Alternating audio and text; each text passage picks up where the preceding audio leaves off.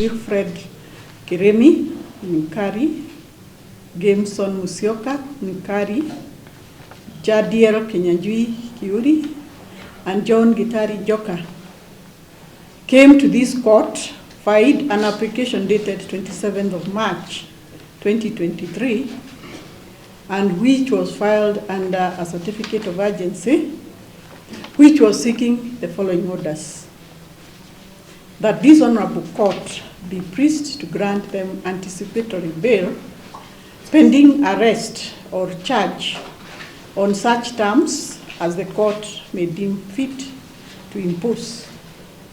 And number two, that the court be pleased to issue conservatory order restraining the respondents, their servants, agents, junior officers, informers, or anybody from effecting and or anybody from arresting, harassing, or otherwise, or however interfering with the applicant's hearing, pending the hearing and determination of this application, and that such further orders as the court may deem fit be issued.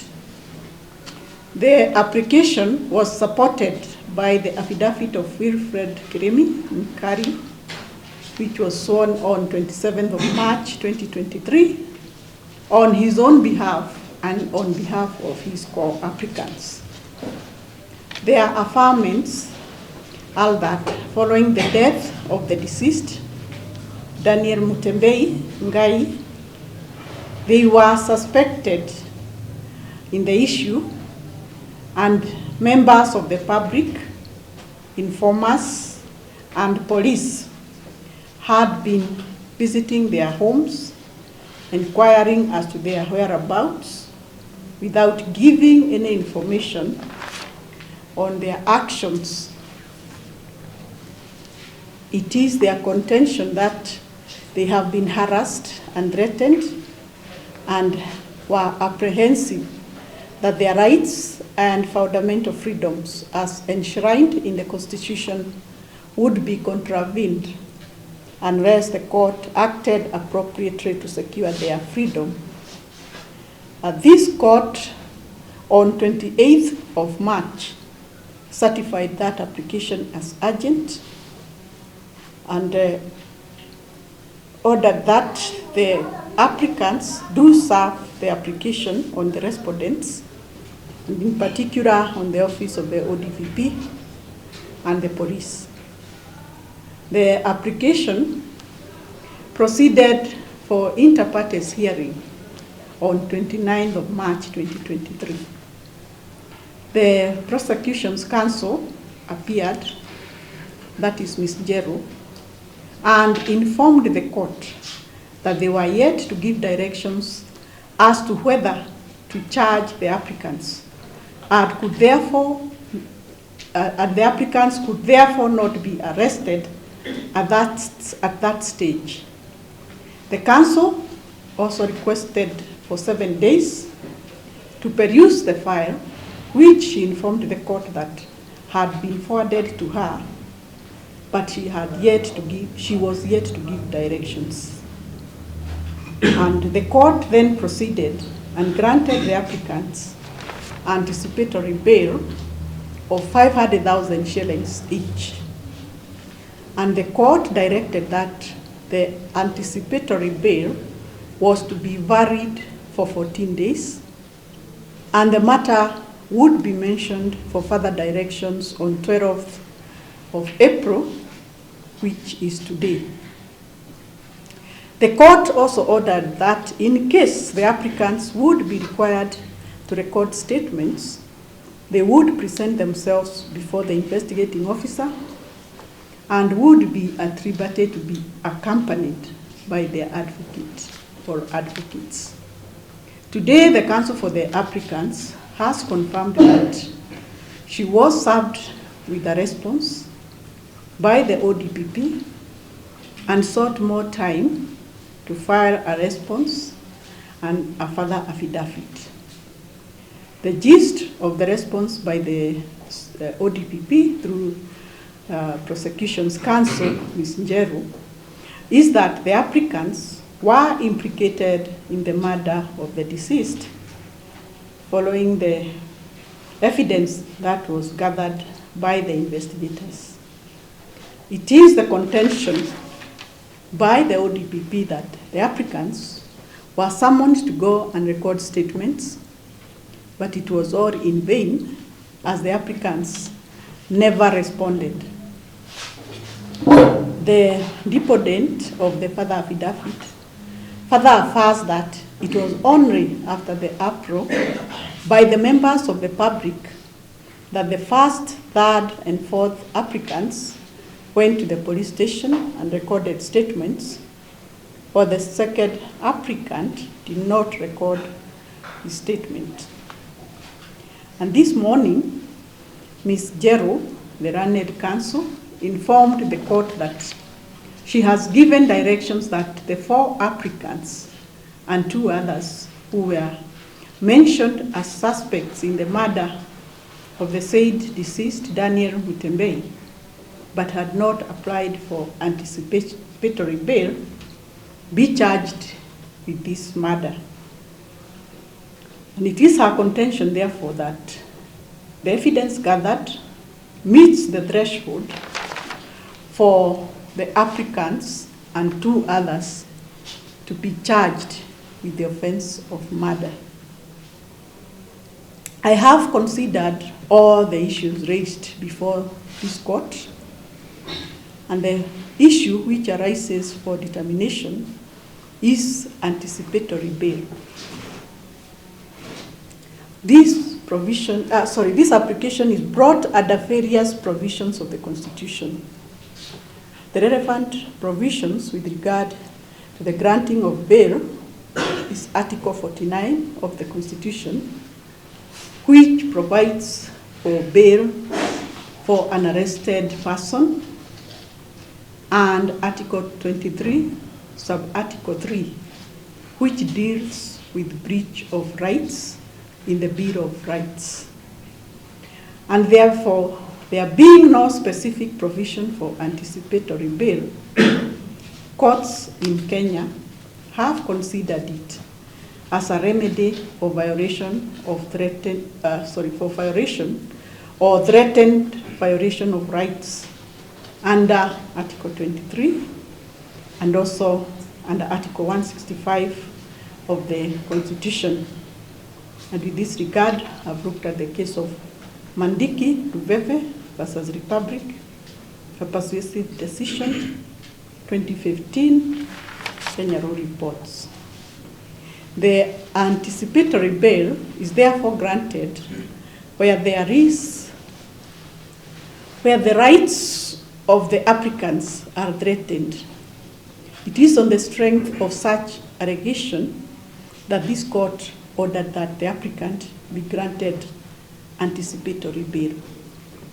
The state had clearly stated that the matter was being investigated, had been investigated, and what was pending at the time the application was brought before me was a determination as to whether the applicants would be arrested as uncharged. As it has turned out, the applicants have been found culpable in the murder of the said deceased, Daniel Mutembei, and the information containing the charge has been filed in this court, and a murder file number E010 of 2023 has been opened. And this court has been informed that only 3 of the applicants presented themselves at the police station to record statements as ordered by this court. And I find that the application for anticipatory bail has been overtaken by events, as the state has filed a charge sheet against the applicants. And considering the prayer in the application, the applicants were seeking the anticipatory bail pending arrest or charge. And now that they have been charged, the purpose for which the anticipatory bail was issued has been served. The anticipatory bail was issued for a period of 14 days, which ends today, and the purpose for the bail has therefore been served. And in the circumstances, I decline to extend the anticipatory bail because at this stage, there is no proof of violation or infringement or threat or contravention of a person's right under the Constitution. The Office of the Director of Public Prosecution has the mandate to charge the applicants. And I note that the ODPP did request this court for time to peruse the file and give directions to the police.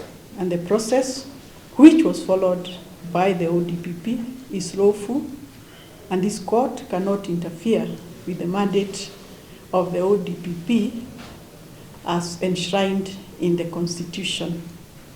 I therefore make the following orders. 1, the orders issued on 29th of March are declared spent. The application has been overtaken by events, as the ODPP has preferred charges against the applicants, and this file will therefore be closed. That is all.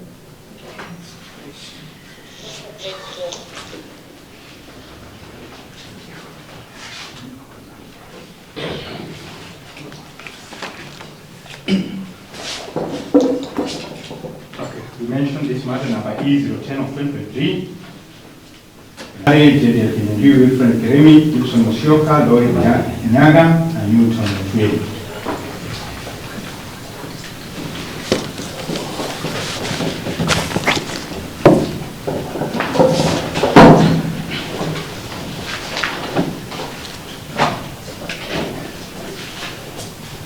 What is their position in this one now, Ms. Njeru? We have filed the information.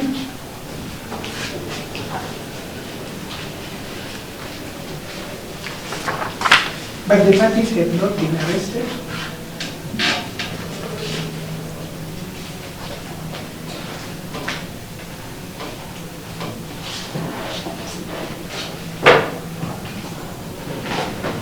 We seek warrant of arrest, and the investigating officer prays for a minimum of 4 days to get the 6 suspects.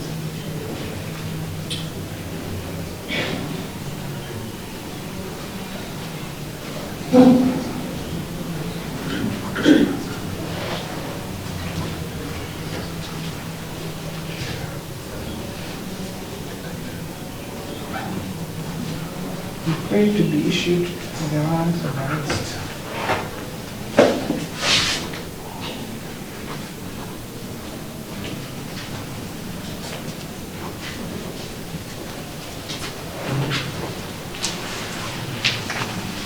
Anything you wish to say, Ms. Towet? Sorry, Ms. Musili. Your name is appearing as Towet. It's okay. Your Honor, I'm not privy to that application. It has not been served on us. I don't know the contents of the application. Therefore, I'm unable to make any remarks with regards to the application. Unless you are granted time to have a look at it. It's an oral application. It was oral. It is not an application, Yes, it is the information. It's the information. It is the information form.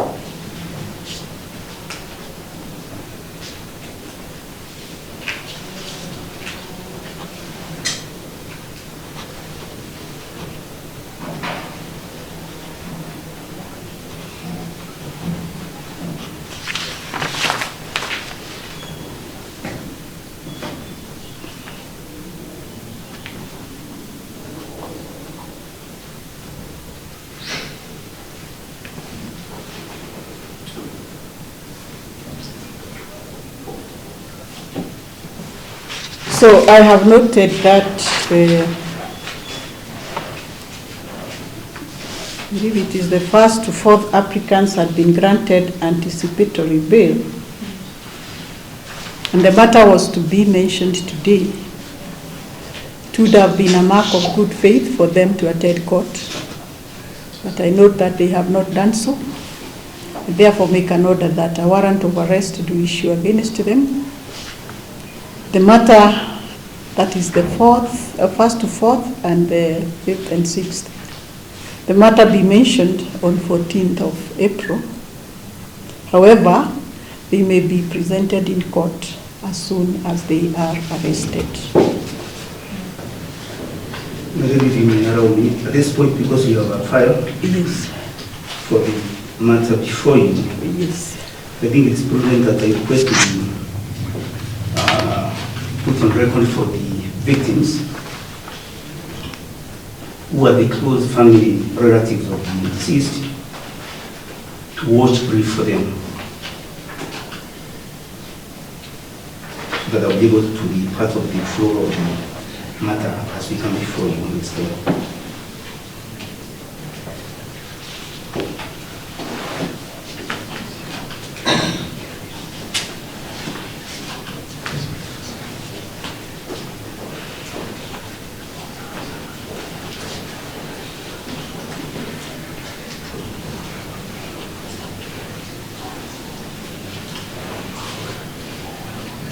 So it is noted.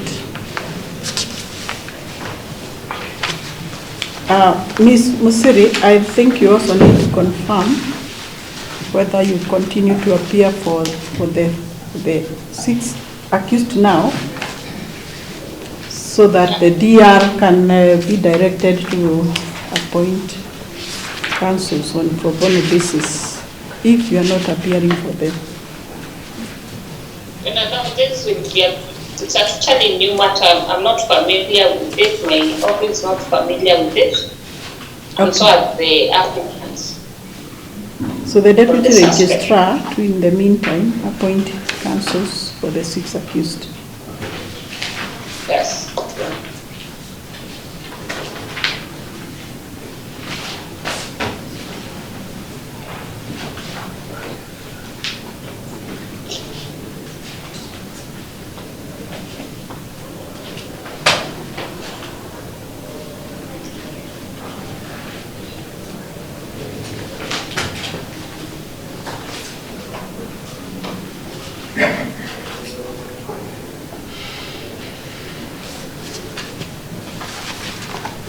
Didn't that so? So we have one mention, Simon.